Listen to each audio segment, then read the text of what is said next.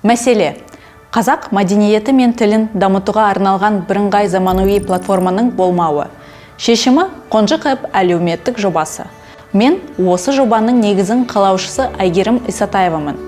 Қонжықов қазақ тіліндегі заманауи және халық әндерінің күйлер мен термелерден, қара сөздерден, бесік жыры мен ертегілерден тұратын халық фольклорының алтын қоры жинақталған мобильді қосымша. Сондай-ақ қазақ тілін үйренуге арналған үлкен бөлімі бар. Қосымшаның ерекшеліктері: кеңейтілген фильтрация, синхрондалған мәтін, әрбір автор мен аспапқа келтірілген анықтамалар және тағы басқалары. Қосымшаны әлемнің кез келген жерінен интернетпен де, интернетсіз де пайдалануға болатындай етіп, офлайн форматқа көшіп жатырмыз.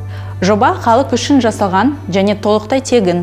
Іске қосылған 4 ай ішінде біз 100 мыңнан астам пайдаланушы жинадық. Бұл үлкен сұранысты көрсетеді. Осы орайда біз сияқты қазақ мәдениетінің дамуына үлес қосқысы келетін қаржылай немесе ақпараттық қолдау көрсетуге ынталы жандарды іздеудеміз.